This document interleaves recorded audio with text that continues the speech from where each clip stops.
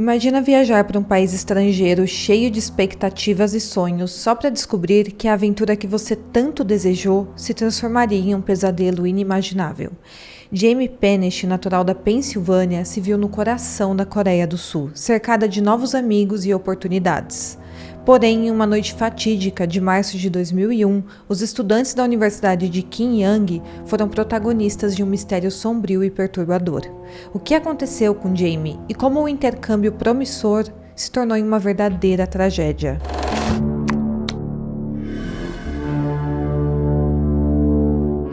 Olá pessoal, sejam bem-vindos de volta ao canal e hoje mais uma vez vamos abrir a caixa de Pandora. Antes de começarmos este caso, não se esqueça de você fazer parte aqui da nossa comunidade e para isso basta você se inscrever aqui no canal e ativar o sininho para você não perder nenhum detalhe das histórias mais intrigantes e polêmicas que desvendamos aqui neste canal. E se você já é inscrito, compartilhe esse vídeo com seus amigos, com seus familiares que também adoram casos e mistérios. Estamos chegando aí 100 mil inscritos e eu conto com a ajuda de vocês. Além disso, considere também se tornar um membro do meu canal para acesso a conteúdos extras e exclusivos. E também não se esqueça de deixar no comentário abaixo com suas teorias e opiniões sobre o caso para a gente conversar um pouco. E para ficar por dentro de tudo que acontece aqui nos bastidores, me siga também na rede social que estará aqui na tela. Bom, então é isso, fique comigo até o final do vídeo e bora pro caso de hoje.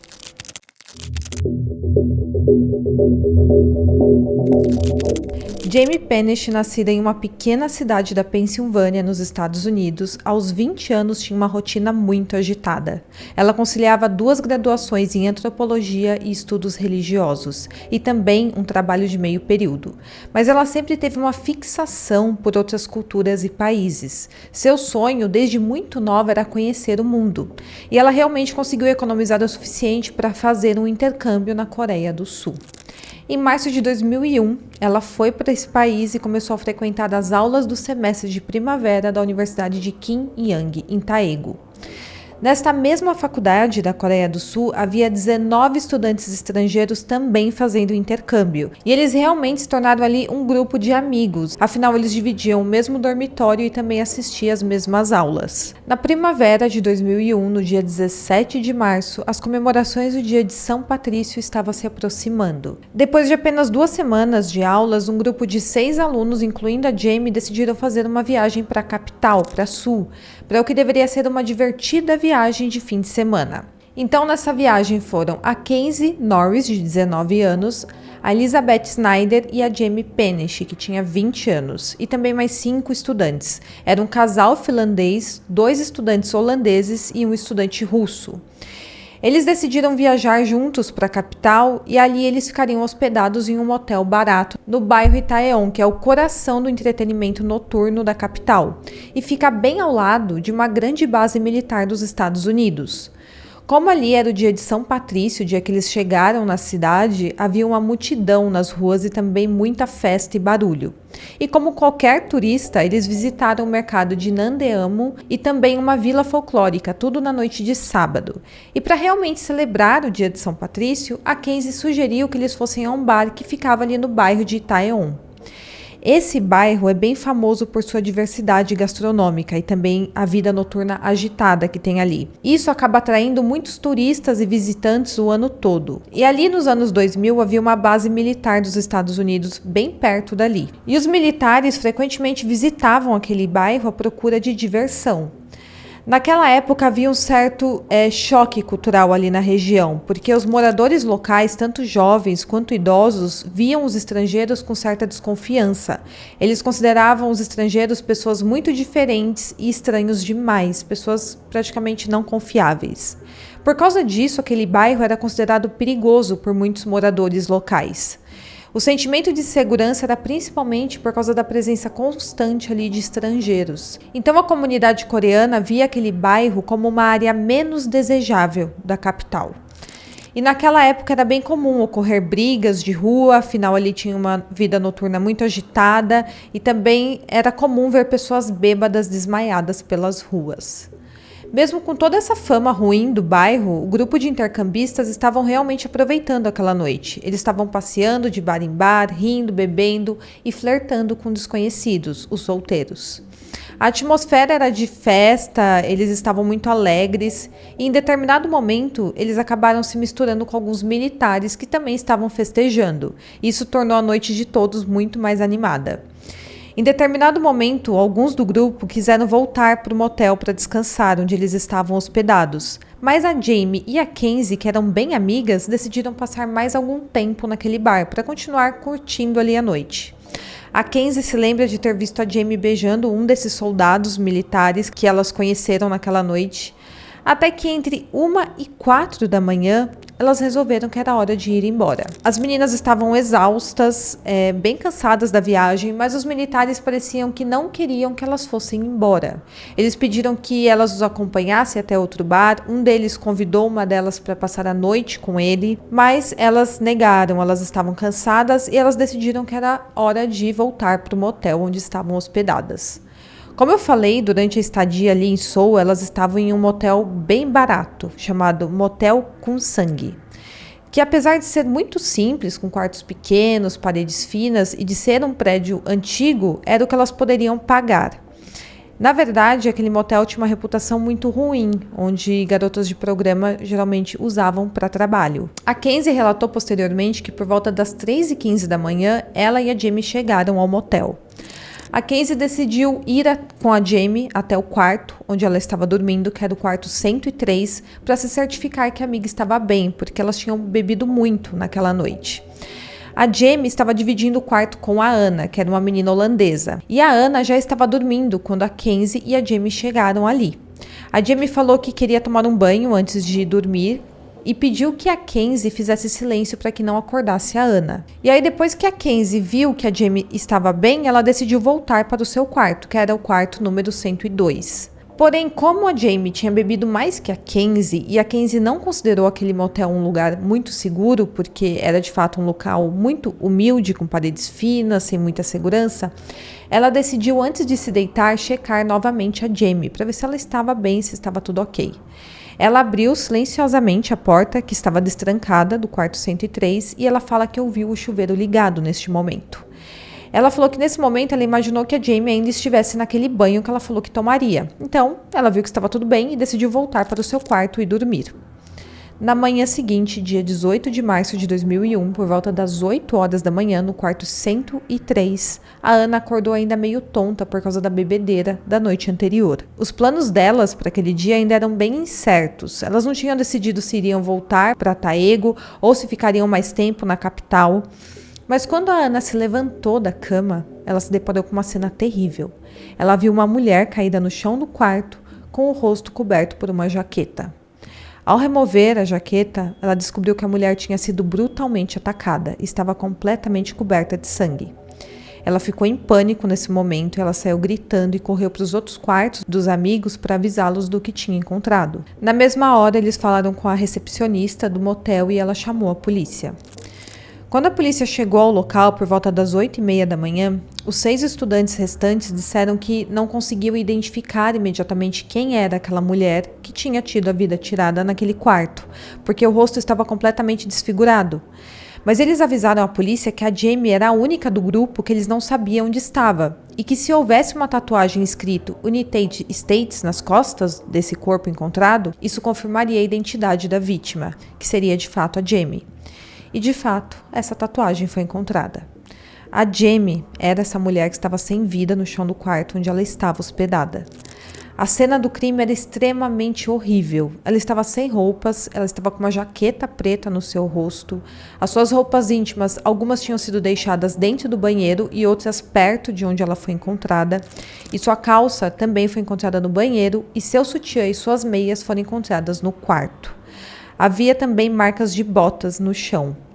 Conforme o relatório da autópsia, a Jamie havia sofrido um trauma por força contundente no rosto e no torso. Sua mandíbula estava quebrada e o peito comprimido. Uma pegada foi encontrada também em seu ombro esquerdo, e seu rosto havia sido tão severamente atingido ou pisoteado que estava quase irreconhecível. A autópsia também revelou que não tinha evidências de ferimentos de defesa, o que indicava que ela tinha sido pega de surpresa, ou então não tivesse conseguido revidar.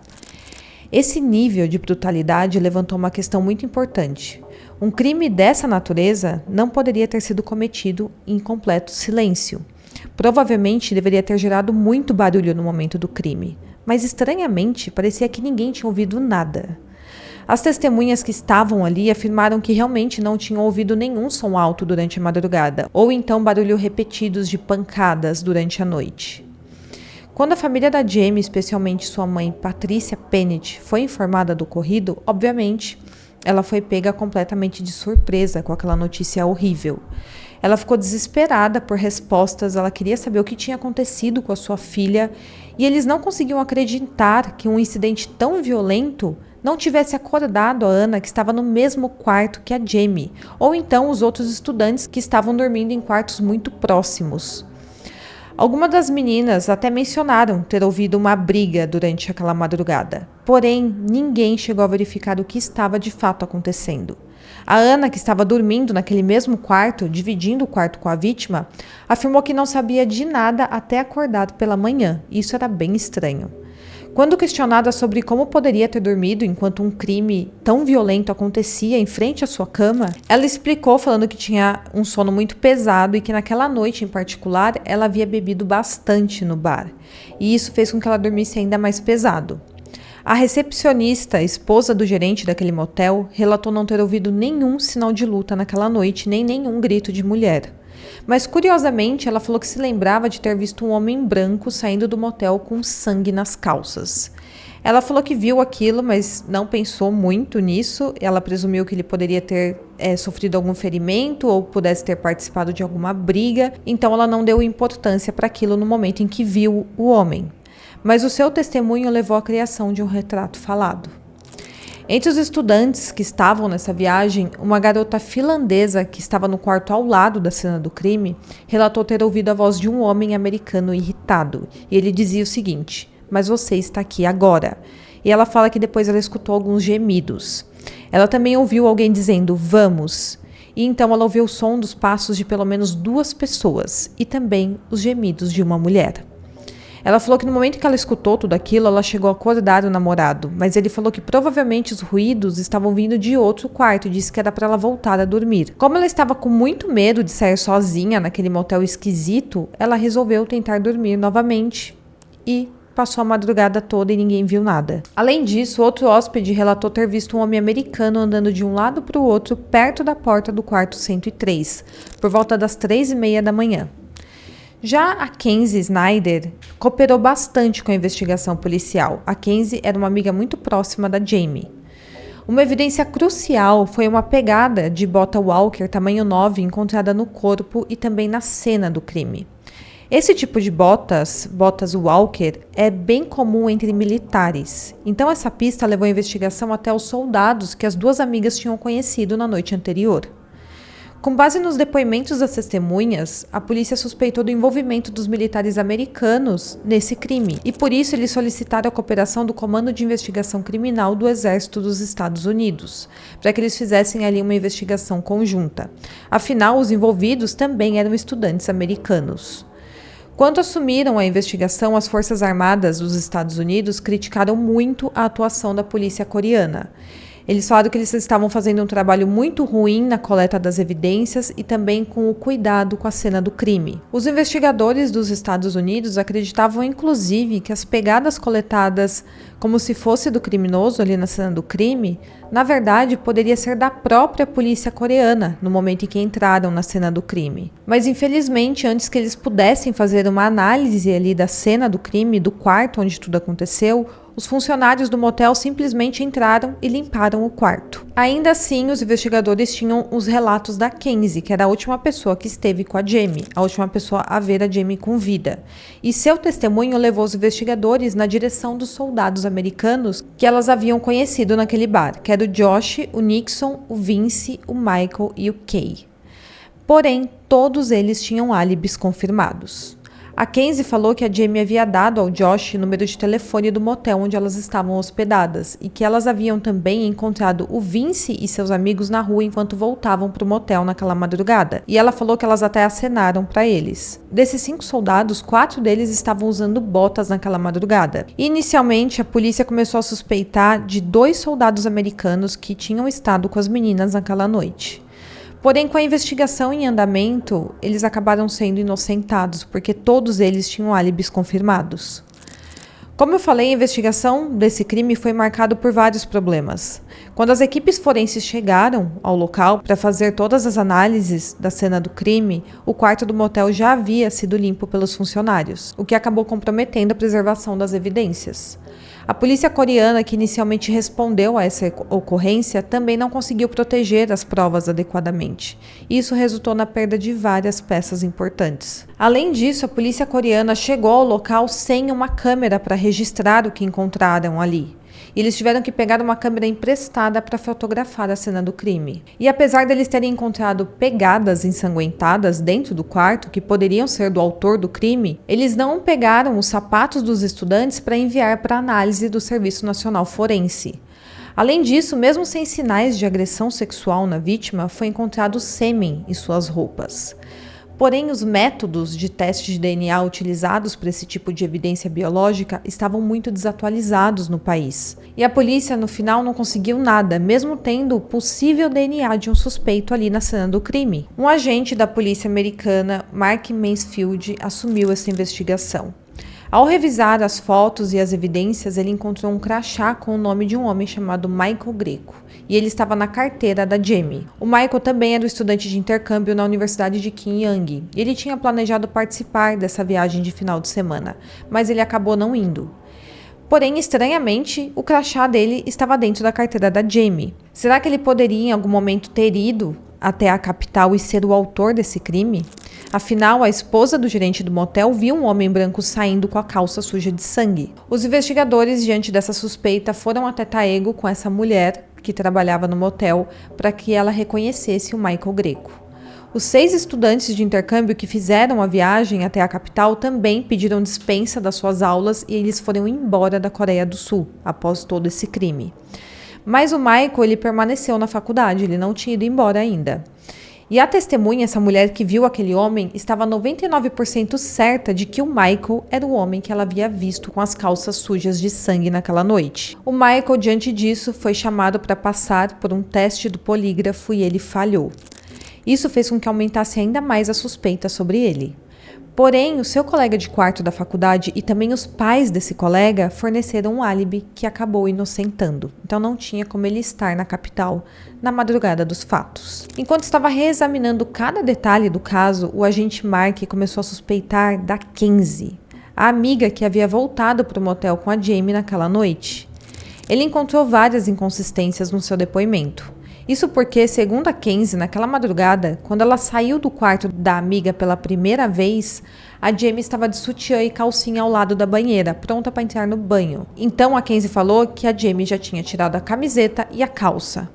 Porém, as fotos da cena do crime mostravam as roupas da Jamie ao lado da banheira com a sua calcinha dentro da calça jeans, como se ela tivesse tirado tudo junto. E o sutiã dela estava embaixo da calça jeans, como se ela tivesse tirado o sutiã antes de tirar a calça jeans. Isso sugeria que a Jamie tirou a camiseta primeiro, depois o sutiã e, por último, tirou a calcinha e a calça jeans juntas.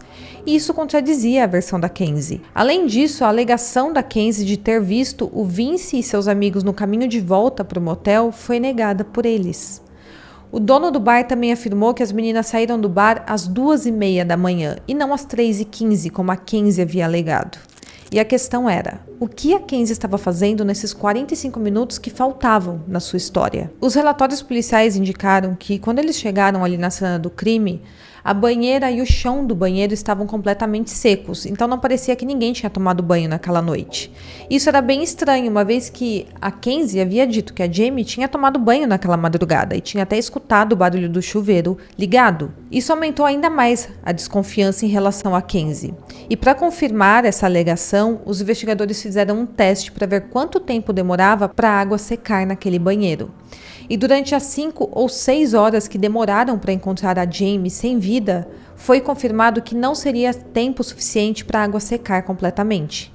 Isso significava que a Jamie provavelmente não tinha tomado banho naquela noite, senão a cena do crime teria sido encontrada molhada. Após o crime, a Kenzie foi uma das estudantes que suspendeu suas aulas na Coreia e voltou para os Estados Unidos, mais precisamente para West Virginia.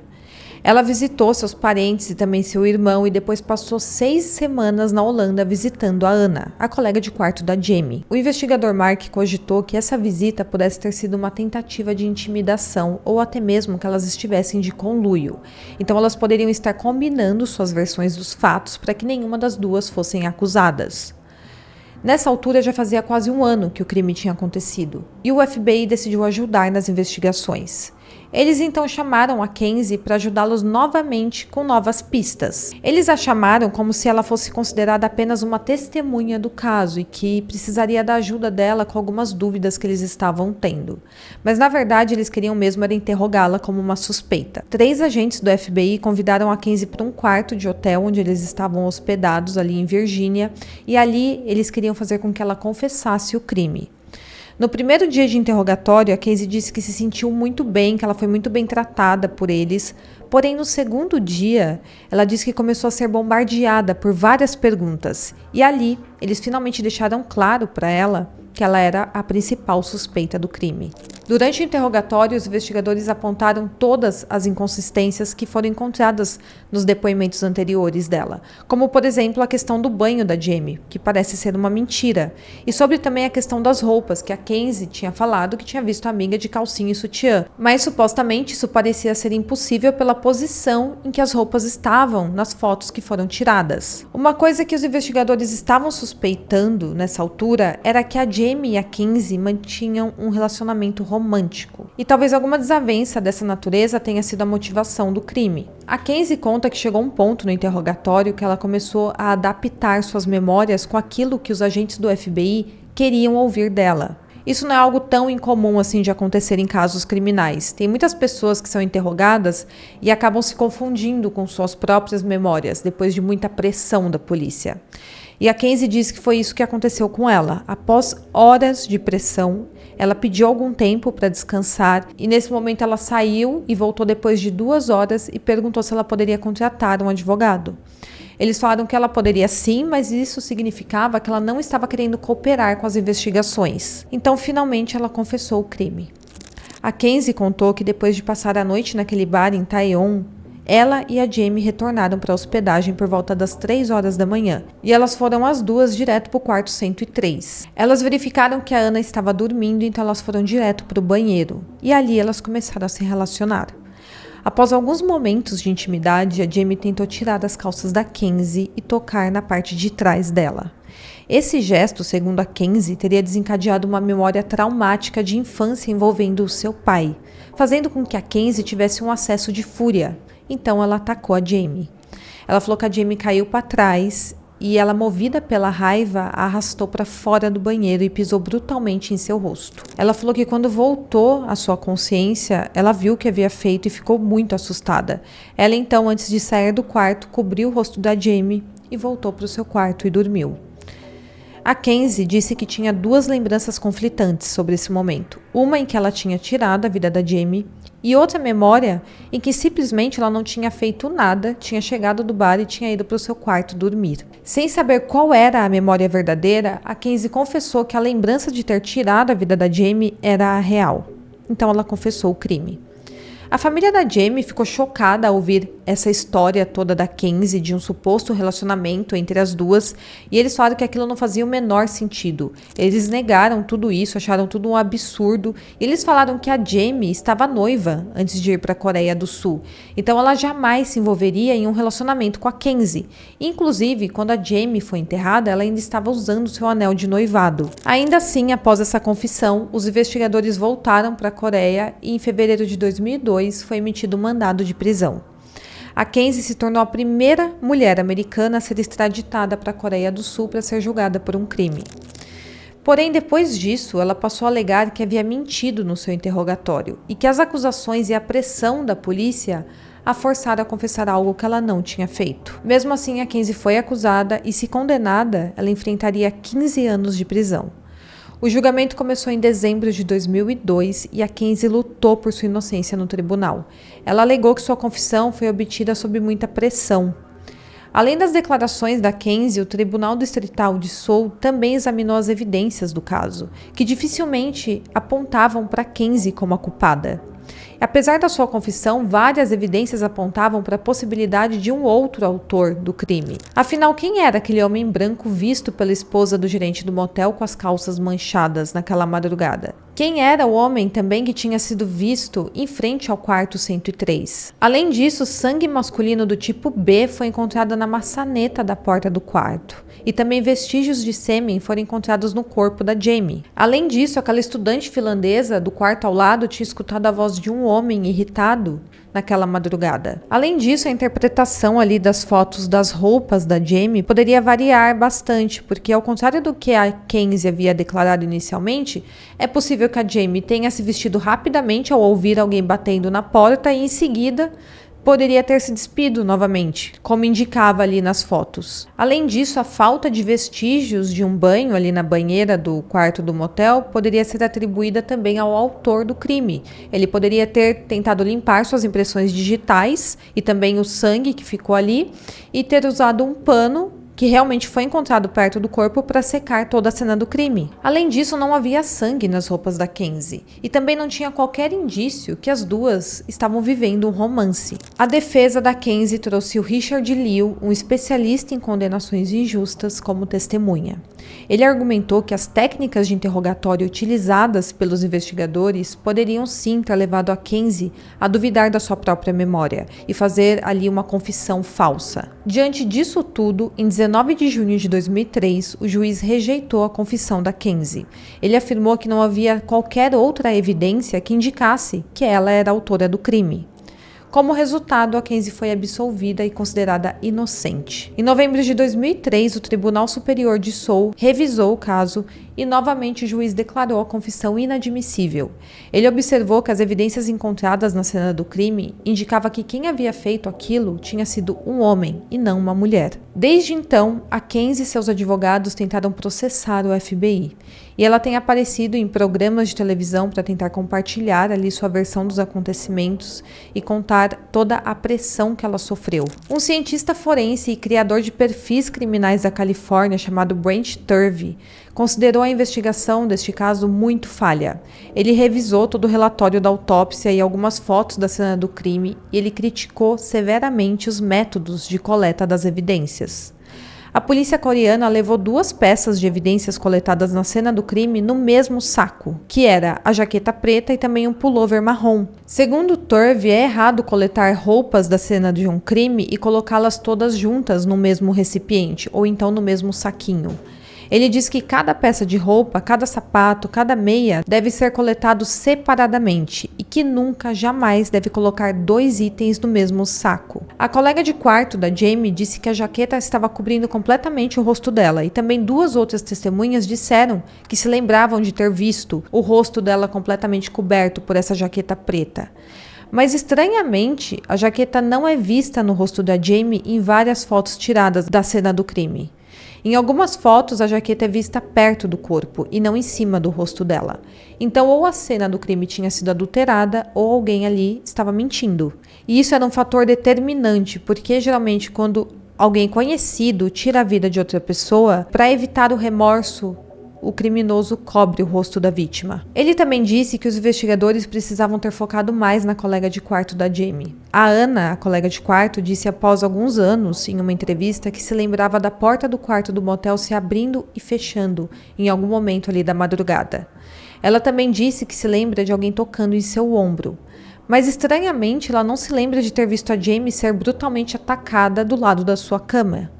Para o Turvey, a versão dos eventos dada pela Ana não é nem um pouco confiável e requer uma investigação mais aprofundada. Outro ponto de discórdia é se a Jamie foi abusada ou não pelo criminoso. A legista-chefe de Seoul disse que trabalhou em mais de 800 casos criminais e ela falou que não é incomum não conseguir recuperar o DNA em alguns desses casos. E foi realmente o que aconteceu no caso da Jamie. Ela falou que isso se dá geralmente pela falta de experiência dos laboratórios. O Turvey também questionou o papel dos investigadores dos Estados Unidos neste caso. Um dos soldados que foi considerado suspeito na época da investigação disse que os agentes do Comando da Investigação Criminal do Exército dos Estados Unidos foram até seu quartel para verificar ali suas roupas. Ele falou que esses agentes colocaram óculos de proteção, apagaram as luzes do quarto e examinaram as roupas com uma luz especial, para ver se as roupas tinham fluidos corporais ou então vestígios de sangue. Os agentes não encontraram nada, disse esse soldado, e eles permitiram que ele continuasse com as suas roupas.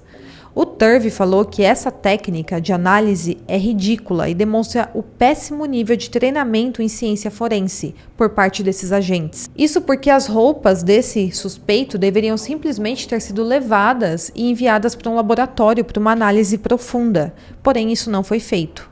Segundo Turvey, esse método pode não mostrar todos os fluidos que podem estar presentes. É uma análise muito superficial. Além disso, aqueles agentes demoraram semanas para analisar a roupa desse soldado suspeito.